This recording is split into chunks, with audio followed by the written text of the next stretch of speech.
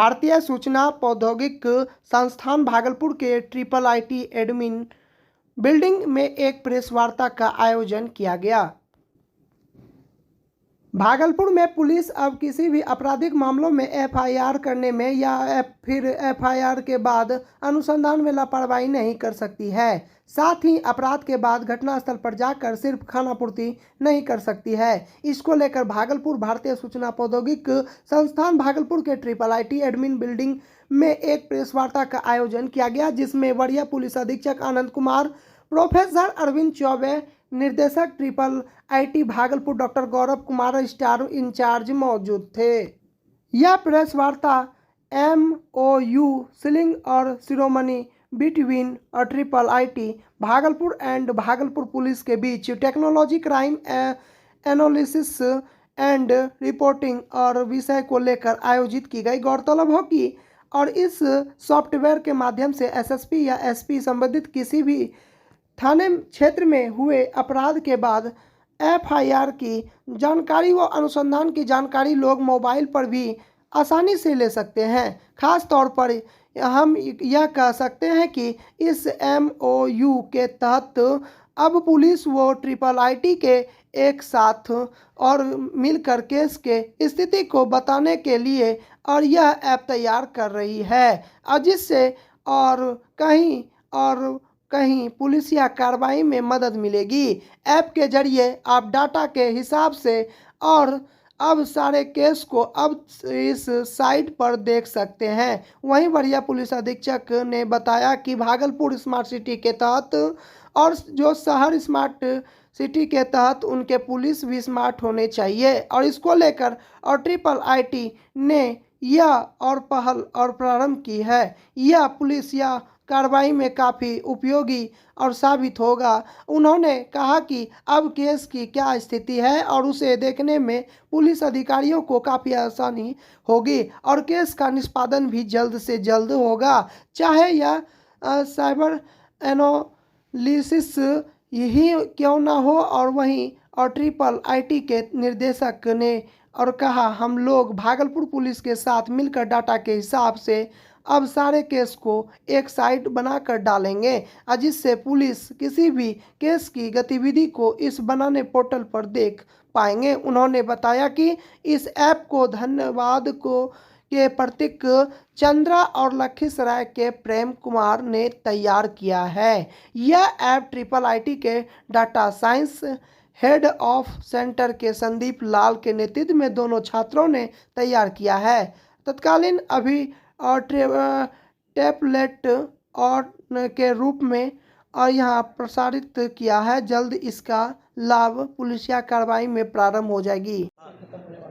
बिल्कुल, देखिए जैसे कम्युनिटी जो एंगेजमेंट है उसमें ये फ्री रहेगा। कोई भी अपने जो क्रेडेंशियल देख के और उसमें जो भी इंफॉर्मेशन एंटर करेगा वो इंफॉर्मेशन हमारे पास आएगी और उस इंफॉर्मेशन को वेरीफाई करके उस पर जो भी उचित लीगल कार्रवाई है वो की जाएगी।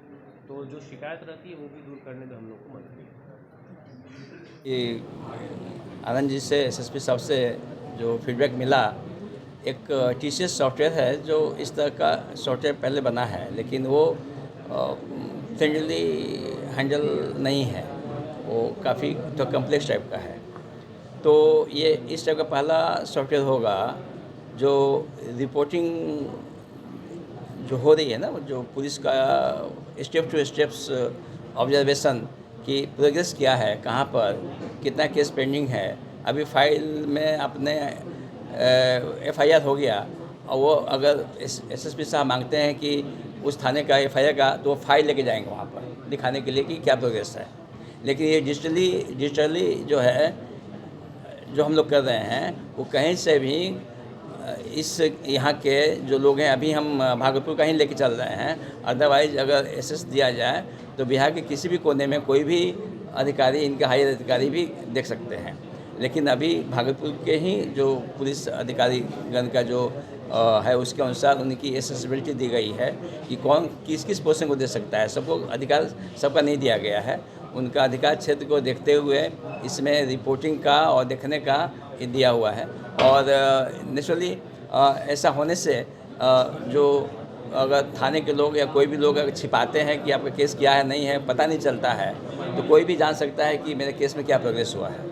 तो आम पब्लिक भी उसको देख सकती आम पब्लिक भी उसको देख सकती है। है। क्या आम पब्लिक उसमें कंप्लेन भी कर सकती है? कंप्लेन के लिए तो कम्युनिटी इंगेजमेंट का सॉफ्टवेयर बनेगा तो उसमें कंप्लेन कर सकते हैं। अभी नहीं। भागलपुर में एक लापता वृद्ध का पुलिस ने शव बरामद किया है। वृद्ध व्यक्ति मजदपुर थाना क्षेत्र के नयाचक कोयरी टोला रेलवे कॉलोनी निवासी 54 वर्षीय दिनेश प्रसाद के रूप में हुई है।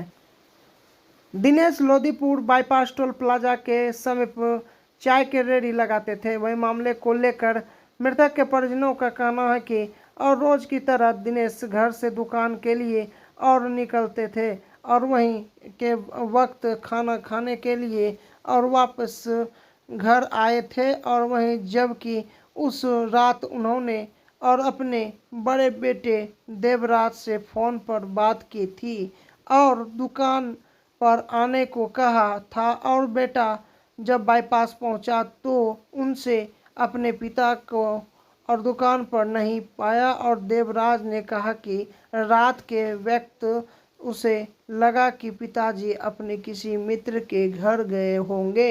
हालांकि सुबह जबकि दिनेश नहीं लौटा तो और परिजनों थोड़ी शंका हुई और उन्होंने मामले की शिकायत लेकर लोदीपुर थाने पहुंचे और परिजनों ने कहा कि थाने पहुंचकर उन्होंने पुलिस को मामले से अवगत कराया तो उन्होंने पुलिस के द्वारा अपने नज़दीकी थाने में गुमशुदगी की रिपोर्ट दर्ज कराने को कहा गया।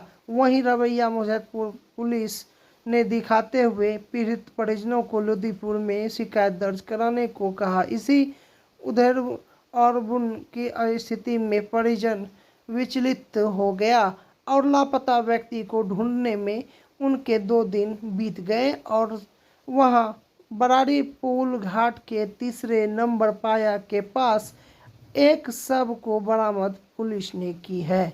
वहीं दिनेश प्रसाद के परिजन भी पहुंचे और उन्होंने शव का शिनाख्त किया और जानकारी के मुताबिक मृतक दिनेश प्रसाद ने गुमशुदगी की, जबकि उनके परिजनों का कहना है कि लॉकडाउन के वक्त सही आर्थिक तंगी से जूझ रहे थे और घरेलू समस्या से तंग आकर काफ़ी परेशान भी चल रहे थे। हालांकि परिजनों ने कुछ भी स्पष्ट तौर पर नहीं बताया। फिलहाल पुलिस ने बॉडी को पोस्टमार्टम के लिए भेज दिया है और जिसके बाद घटना की पूरी सच्चाई सामने आएगी। कैसे पता चला कि सब बरारी पुल के नीचे है? सर बस भैया लोग है ना चारों तरफ खोजे, SBI कोठी गए, थाना सब नहीं लिया तो खोजते खोजते बस बौख रहे थे तो कोई कोई बोला तो उस तरह से जाते हुए बस जब गए अंदर खोजने के लिए तो मिला वहाँ बॉडी। क्या लगता है आपको? क्या लगता है सर, मतलब कुछ नहीं, ऐसा तो कोई टेंशन नहीं था। आखिर मतलब आपके पिताजी अचानक से दुकान जो रोज जाते हैं और फिर वहाँ से लापता हो जाते हैं, क्या लग रहा है? कोई शक? नहीं सर, शक तो किसी पे नहीं है, हाँ, बस घर का ही टेंशन था। परेशान थे?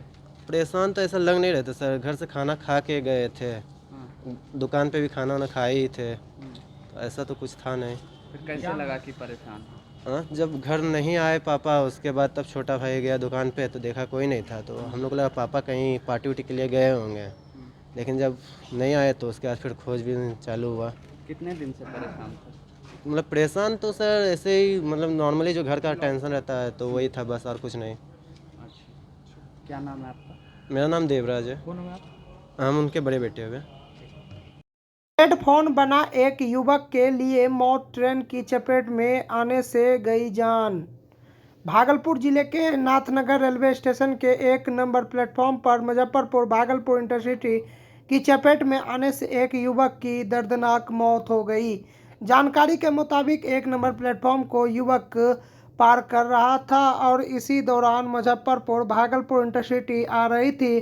ट्रेन में हॉर्न का आवाज़ लगाया लेकिन युवक के कान में हेडफोन लगा हुआ था जिससे कि सुनाई नहीं दिया और ट्रेन की चपेट में आ गया और जिससे उसकी घटनास्थल पर ही दर्दनाक मौत हो गई। घटना की जानकारी मिलने के बाद मौके पर रेल पुलिस पहुंचकर शव को अपने कब्जे में ले लिया। हालांकि मृतक युवक की पहचान स्पष्ट नहीं हो पाई है। फिलहाल पुलिस ने शव को अपने कब्जे में लेकर शिनाख्त में जुटी हुई है।